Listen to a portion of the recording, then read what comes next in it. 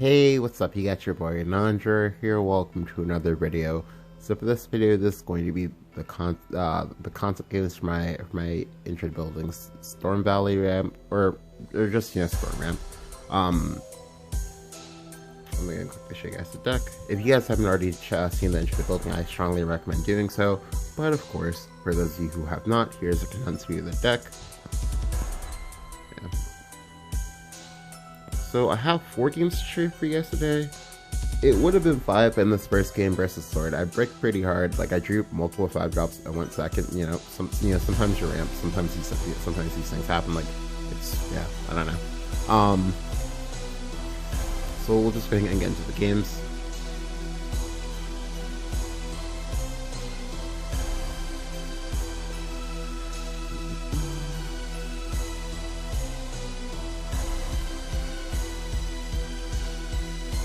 Alright, so this first game is versus Haven. To be honest with you, the Haven matchup can go either way. Like some games you can just get like Myriad out of the game, but most time, as long as barring the ultimate high rolls or whatever, you should be fine.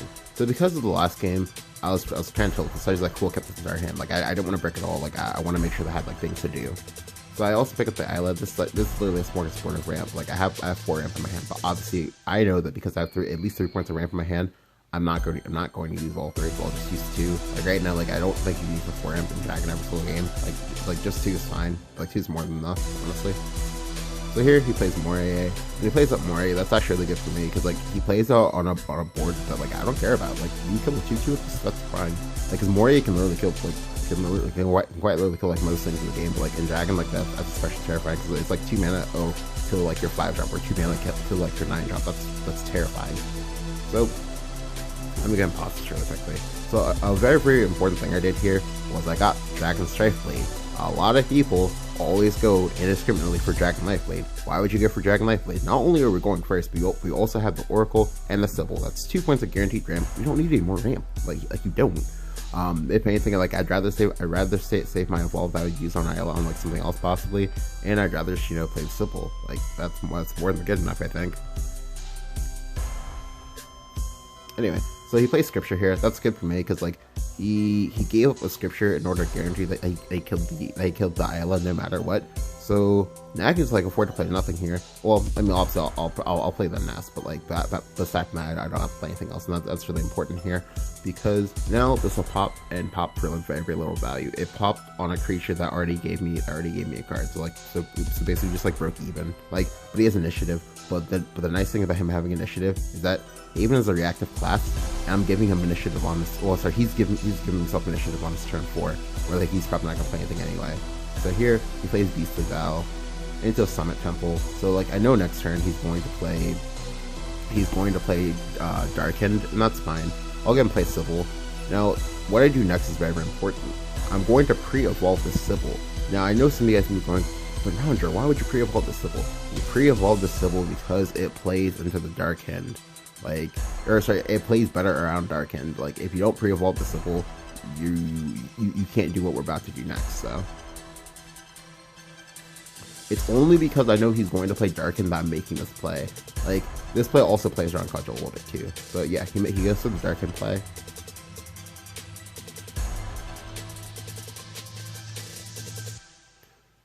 Okay, now quickly look at something.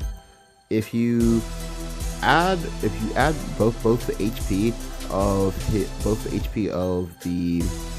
of this creatures in play, and then you subtract the HP on like creatures I have in play, you'll quickly see that, oh hey, look at that, Dragon Strife Blade plus forces neutral clears his board.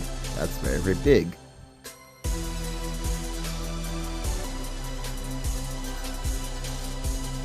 So now we just get 7 mana full clear. The nice thing about this is that we're doing this on his going into him having 6 mana, so he can't respond with Night. That's important. That's a really big deal. Because he can't respond to Night, that matters so much. So here he goes for a very, very aggressive play of his own. He goes for Aether to pull his Serenian Hind, and then he evolves the Aether itself. This is actually a pretty heads up play on his part. Like he's trying to play around AoE, and I'm assuming that if I play a Conflag or something like that to be a dick, he'll go ahead and he'll just like respond by playing Jean Beacon of Salvation, and then just like bop me in the face for a billion. And that's kind of cool. That's kind of cool. I really like this play from him. I also like that he evolved this and not this, because this at 6 HP is already taking enough. Like, Sybil doesn't kill this. Like, this only dies to Scyther as it is. Like, it only dies to Scyther as it is, or dies a combination of me having multiple cards in my hand. So here, this turn is really important. So this turn, we have a few options. We'll definitely go ahead and play Oracle here in order to, to see what we get. With Oracle to go up to 10, I pick up Scyther. Will I use Scyther here? Nope. Even though Scyther is the cleanest and strongest board, I refuse to use it no matter what, because I want to go for an outplay. What I'll go ahead and do here is I'll go ahead and play out Roy to get another Dragon Strike Blade. See how nice the Dragon Strike Blade is right here? We'll go ahead and evolve the Roy into the Serenine Hind. This way we have a 4-1, he has a 3-5. My opponent is almost always, 100% of the time, he's always going to play his Knight. Like, because this is literally what he's been setting up for since like turn 4. Like, he's always going to play this Knight, and that's when we're gonna get him. Because he's gonna play the Knight, and he's gonna think that he's a god, but he can't possibly be stopped or have him play this Knight. Anyway, so we'll do this. We have the 4-1. He's not gonna trade because like he pre-evolved. Like, he pre-evolved because he knows he wants to go face. So. So we'll go ahead and do this. Grab the Dragon Strike Blade, go ahead and evolve. Now, using the last evolve did suck, but again, we have the Scyther, we have Ozzy Haka, we have Stormborn. Like, as long as we can get to go face, like, we win the game. Now, the last big thing about this turn is that, oh, hey, I have one spare mana left. I can do a lot of things with one spare mana. Now, if I had dead cards in my hand, I would have played Stormborn, but because I know that his deck does a lot of damage to me, I know I need to play the Nest, so I'll just go and play the Nest. Also, there's no point in transmuting either Ozzy Haka or Scyther because both of those cards are MVP right now. Yeah, here he plays his Knight.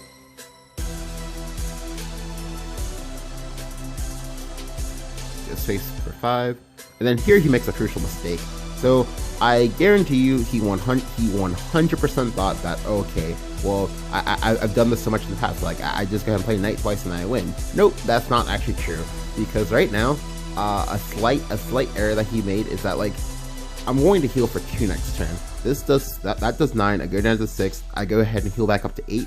I don't die. I now don't die to a second Knight. Like, the second Knight has to do something else in order to kill me. Like it has to be pulled from like a second Aether and then hit me or something like that. So I have some time now, like, because thankfully it's Haven. Haven doesn't have like that much like out of hand damage. Like, the only out of hand damage that they have is quite literally just this and opposing statues. So I'm alive. And because I'm alive, this gives me space to play Stormy. It's the only thing I need now is to pick up a dragon card, any dragon card at all. Oh, hey, look at that. There's the Ayla. You see now? Oh, I'm on 10 mana. Like, that makes this Ayla useless, right? So what we'll go ahead and do is we'll go ahead and transmute the Ayla into being a dragon. And the nice thing about this is that that's exactly 10 mana. So what we'll go ahead and do here is we'll go ahead and trade, then trade again, and then we'll go face for 4. So now we get the last bit of chip damage that we need, and now the onus is on him to do stuff. The nice thing about this is that the only way we get punished here, the only punish, is if he has Scripture and then has Aether. If he does it, like, he needs to have the Aether in order to pull out a second Knight in order to stop me from killing him like immediately on board, or most likely he'll play Jean, because Jean is the one card out. He plays Jean, you play Jean, I play Zeus. I think I'm winning the game. So yeah, there's the Jean Beacon of Salvation. He plays that, but again, that's not going face. It's trying to set up for going face, but it's not going face. And now here, Zeus being Zeus comes in handy because it's safe Storm. It's Storm that allows me to not only go face, but also protect myself from getting hit in the face in return, because I will actually die to Second Knight, and we know that he has Second Knight because he telegraphed it. Like, there's no reason you would make the evolve unless you thought it was like the last turn of the game. So yeah, so here he plays Moria, but even if he plays Darkhind here, he has to be able to play. He has to be able to play the to play like the Red Branch Knight, the one that would like reduce damage in order to not die. But that's impossible, so we win. Again, the big thing about this game is that, like, Scyther's a card. Also, taking removal with Roy is usually almost always the best thing to do, and just, you know, like we were just able to get there. Like the nest healing us was so big, it was so crucial. Alright, on to the next game versus Bordercraft. So to be honest with you, I know the slower dragon decks have issues with Bordercraft just because like you're a slow deck, but like the Bordercraft player is also kind of slow. But he can just like remove your board indiscriminately every single turn. It doesn't matter like what kind of like crazy things you did to it. So it's actually why I like Storm Dragon into this, because like most times they kind of like fall underneath the pressure of you just like ignoring board and just like hitting the face of Storm, because like disposable creatures are always really good. So as you can see from the thing, I did actually have Oro in it, like I mentioned before in the intro to building, although I did swap it to Starphoenix, because I actually like Starphoenix a little bit more, which I'll talk about like later today on my stream. So this hand I have is really good. I was able to pick up the Ozzy Hawk. Picking up Ozzy Hawk when you're going second is actually a big deal, because you can cost reduce it down to 7. So here he plays the Icarus, that's fine. I should go ahead and play out the Staircase.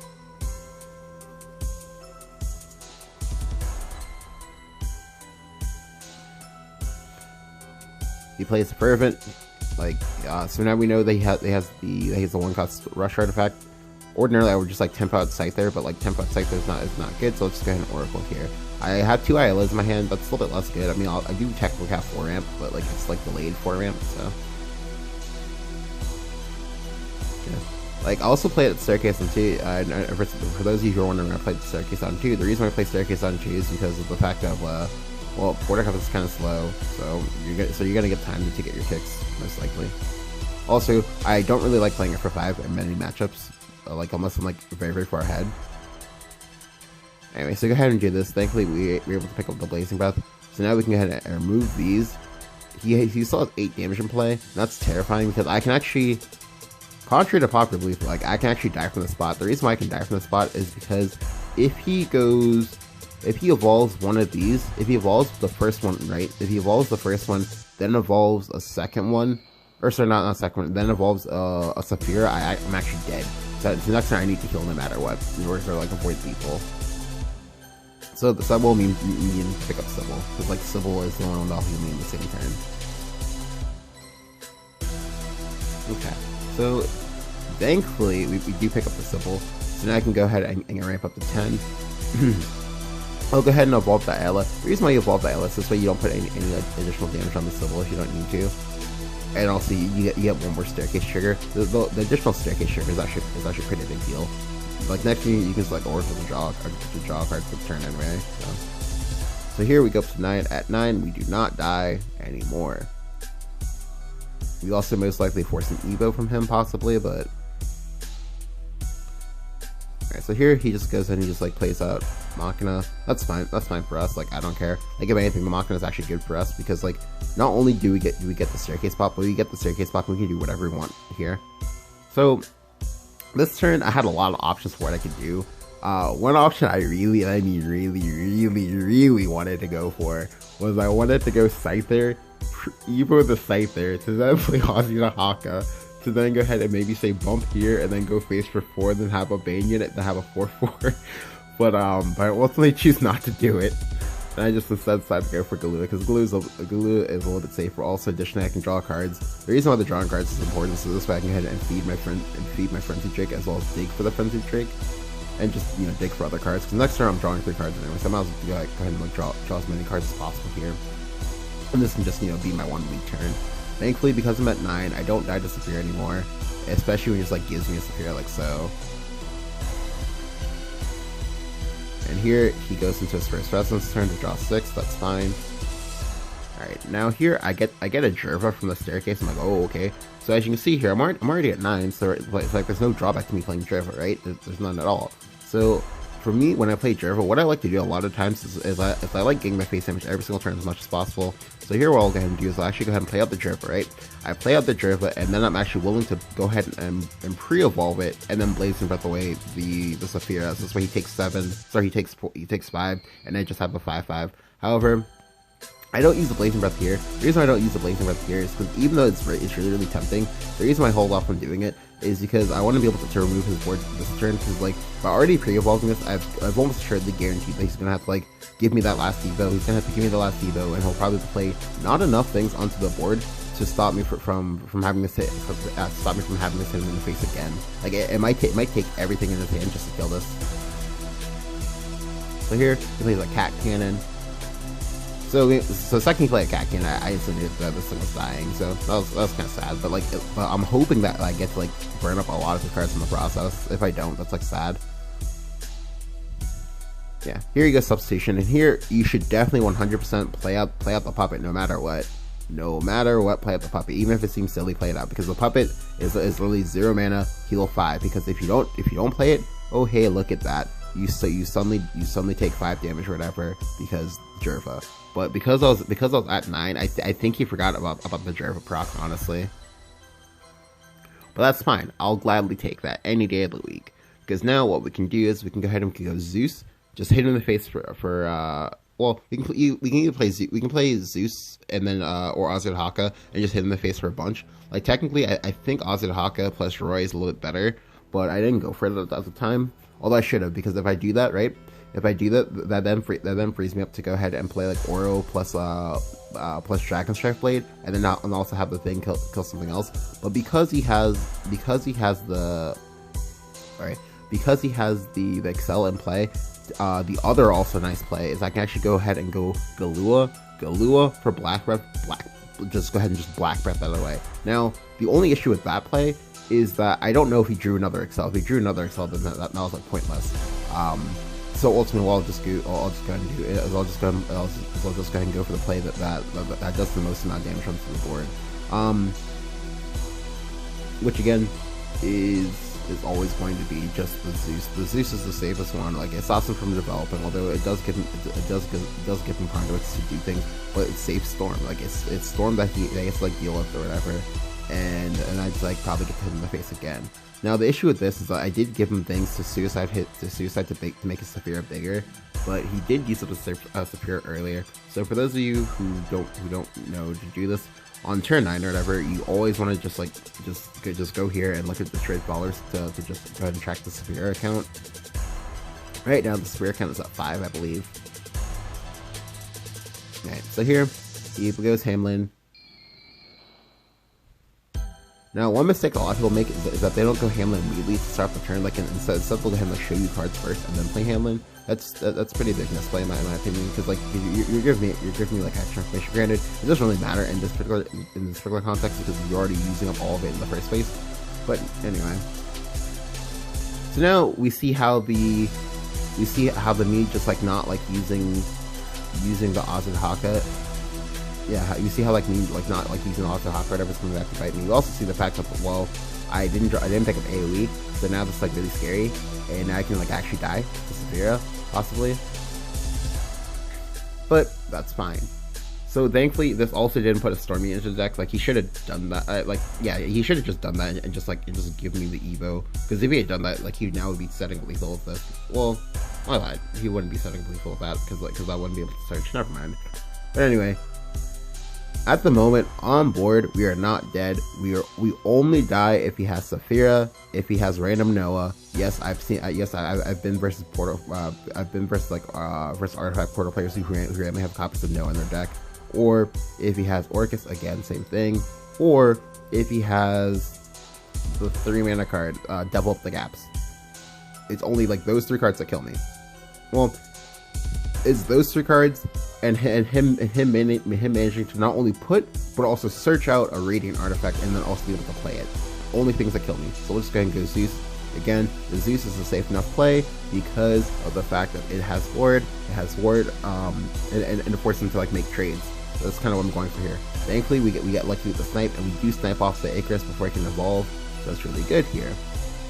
Now here, he starts off his turn by playing an analyzing artifact. However, he didn't go into resonance, and when he plays with the Machina, I now know no matter what, I can't die from this spot. Like, unless he's DMing, I can't die from here. He should have gone to resonance in order to dig for another Saphira, but he didn't do it. So we're just able to take this win from here. Yeah.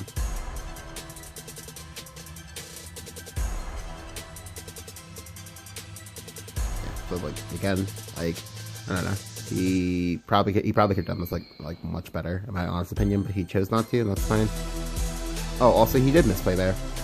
He has the Icarus in hand.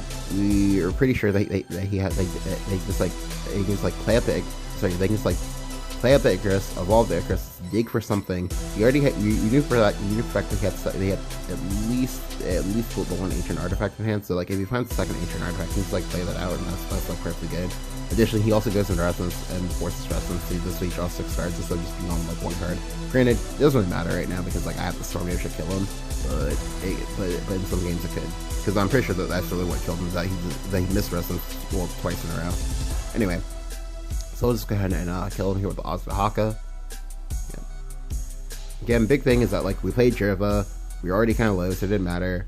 And then like we were able to get there because he didn't force resonance enough or try to dig hard enough for Saphira, and gave us Saphira early, which gave us the information.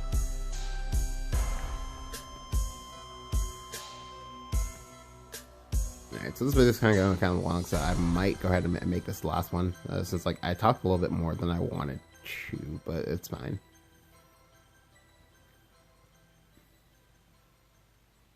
This last game is versus Portalcraft again. Now, if my Portalcraft player plays as badly as the last one did, then, you know, that'll be like, that'll be good for me. It'll be like, you know, easy win. But he might not, so. Okay. So we'll toss back Scyther, but we'll keep the Oracle, we'll keep the Ayla. I was going second when I did this, which I decided to go for this line. And if I pick up something to ramp into, then it's like fine. Yeah. Plays Meta Protection on 1. That doesn't really tell us anything, that's fine. Well, the only thing it tells us is that like he has an analyzing in the deck somewhere. Alright, so we pick up another Oracle and a Staircase. For me personally, like I've just been a huge advocate of just like playing Staircase on 2. You play Staircase on 2, then you just like go ahead and just like go about your business. You play real cards and just like you just get it to pop eventually. Like I don't really feel like you're in a huge hurry to get it to pop like immediately. So this way you just like go ahead and like ignore the board and play it on 5. I don't know. Like where Dragon is not in a time where they can do that. It's like not care about it unless you have like comp flag or something like that. So that's just like my personal opinion. So I'll go ahead and play the Staircase on 2. Next turn I'll go ahead and Oracle plus Nest on 3. The Oracle plus Nest, that's actually a big deal. Because you do play some number of 5-drops in this deck. Like you play 7. I have 1 in my hand, so I still have 6 more 5-drops that I can draw. And 2 of those 6 5-drops are the Glue, which I kind of do want to play that. Like, so I can go ahead and like play Glue, then go ahead and get the White Breath. So I can play Galua, get White Breath, and then go Ayla, Galua, White Breath.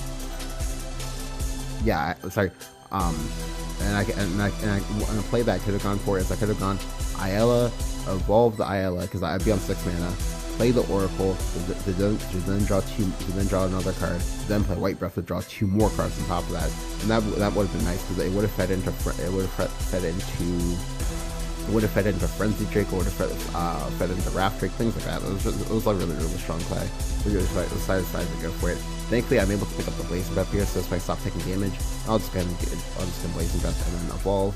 The nice thing here is I also get to get my Nest healing next turn, so I can go back up to 19. And that's just really cool. However, the going up to 19 thing, that actually didn't matter that much, because if alright, so I go up to 19, right? It would have been what? 16 instead? Yeah, it would have been 16 instead, but then 19 because I have the symbol in my hand, and I know that I have the symbol in my hand, so I could have possibly just like left it alive, but I chose not to. But here he goes Puppeteer Strings. This Strings is actually a big deal. It does give us extra information. Like, we don't yet know if he is Puppet or not. Like, we can just like safely assume that he probably is, but you never know. So here we go ahead and we get our ramp. So alright, I'll go ahead and Oracle first. When I pick up the Oracle, I pick up another Oracle, and now this like actually gives me some questions. I'm like, there's a lot of different options I have for this. So a play I could actually go for it is I could go for another Oracle. I'd be at 10 mana anyway. Like the healing for 3 here doesn't matter that much, and I can go ahead and play up the Dragon Horde when I do that. It seemed like really strong to me. So I believe that's actually gonna be what I go for. Yep. I even pick up the Jerv on top of that. The Jerv actually solidifies that was like the correct play for me, because now he's gonna go ahead and he's gonna play, Machina on 6 like everyone does, and that's fine. Because now what I can do from this spot is I can just go ahead and change the course of the game, and I can just choose to play up the Jerva. Now here he does a smart play. Unlike my last opponent, he actually played up the puppets like you're supposed to. by playing the puppets, he now guarantees that I cannot play Jerva onto this board, but that's fine. I have other options. So what I'll go ahead and do here is actually going to play out Sybil.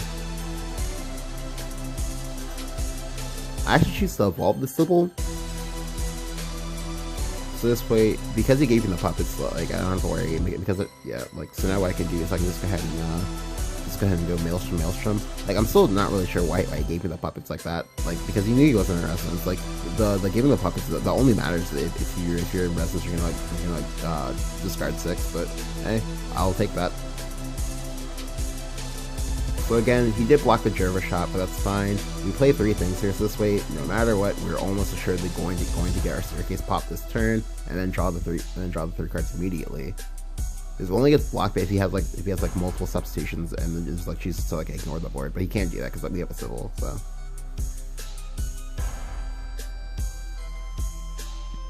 So here he gets his full clear. It's really strong. Now the nice thing is that he did not go into Resonance like he should have, which is why I think he could have just like I don't know if he had the option to not evolve that, but like if he did, he should have gone for it. So here we draw our 3. Let me pick up another Blazing Buff. So now we're in a very like crazy portion of the game, because like it doesn't look like it, but we have a disturbing amount of Storm damage in our hand, because all of these AoEs post Jerva, they all double as take 5 damage in the process. So what we'll go ahead and do here is we'll go ahead and play out the Jerva. So it's gonna be Jerva, Blazing Breath, evolve, and then trade, and then the Jerva ping will clear out the last unit. So that's really cool. My only regret is that I didn't play up the Dragon Horde before, and I just like played out 1 dragon instead. But that's fine because it did stop him from going into Resonance. So, and the only reason why it's like a regret is because like another play you can have that's really nice is you can go ahead and go Raft Drake plus Dragon Horde, or sorry, you can go Raft Drake plus Maelstrom Dragon, and that represents 7 damage post Jerva.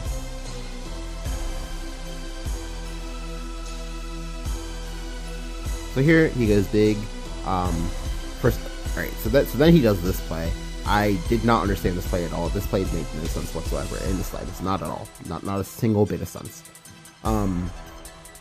So here, what we can do is I could just set up like guaranteed next turn lethal no matter what by just going ahead and going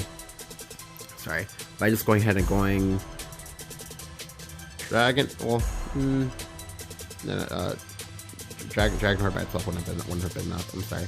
By just going Scyther, trade here, play Frenzy Drake for 5 to kill these, hit him in the face for 7, and then go ahead and he would go down to 2, or not 2. He would go down to 4, and then we have the Dragon Horde and Scyther in our hand, as well as Frenzy Drake to be able to clear the board next turn. But I don't do all of that. Instead, I put myself in a spot where I can lose because I actually fucked up. And I'll just go ahead and take damage on my Jerva for no apparent reason. I'll take extra damage on my Jerva for no apparent reason, and then just drop him down to 9. At 9, he dies to 2 Jerva pings, but now we're in a spot where he's at the turn where he can like play his Saphira, so we have to be careful of that now. So when he plays the Excel, a really important thing is that thankfully, because we have the Scythers, we can always clear his board and play around the first turn of the Excel. That's actually a very, very big deal. Like if he doesn't like fully commit, he just like loses the game. And thankfully he wasn't able to do so. Like I think I probably would have evolved this, honestly. I would have evolved this to play out something else, in my honest opinion. Because like just playing two creatures in my Jerva is like really greedy and like really dangerous. Anyway, so if he was at 5 right now, or if he was at 4 right now, he'd actually literally be dead because double Scyther kills him, Stormborn kills him, Dragonheart, literally my entire hand kills him. Like straight up my entire hand barring the short kills him. But anyway, so what we're gonna do here is that in order to establish this, we'll go ahead and play up the Horde. We play up the Horde, we get the Maelstrom Dragon, we go ahead and trade in the Maelstrom Dragon, we trade in the Scyther. So this way, we have nothing in play, right? We have nothing in play. And as always, we go ahead and we look at the Saphira counter, and we see that the Saphira is at 5. A 5 damage Saphira is not a 10 damage Saphira, so we are effectively alive. And next turn, because we have Frenzy Drake for how many cards is that? Frenzy Drake for what, 5? Yeah. there's literally no way he lives, because like we can literally just dismantle whatever board he makes, because he's also board blocked because of the excels. So here he plays that triple ancient artifact. I'm like, what? Hello? That can't have been your play, my friend. But lo and behold, it was his play. So now again we win. Like there's really not much he can do. It's pretty funny. Like he has the excels, but like the excels are really cleared nothing. So now we're just gonna play Frenzy Jig. Like I figured the Frenzy Jig was the fastest and most BM way to go about this. So yep. So now he's dead. Feels amazing, man. Feels amazing. Like just like big thing about the game is just like we found the Jerva really early, so now like Jerva essentially lets you like double dip with your cards, just like lets you turn your AoEs into face damage as well, which is kind of cute and kind of cool in the same vein. But yeah, so those were the concept games. I'm planning to have more of them just because like I do think that deck is really strong. I might decide to go ahead and try to ladder with it as well. But yeah. If you guys enjoyed the video, go ahead and leave a like, go ahead and hit subscribe, and if you haven't, let me know what you think about Storm Ramp and the current meta game down in the comments below. Do you like it? Do you hate it? Do you love it? Thank you guys for watching, and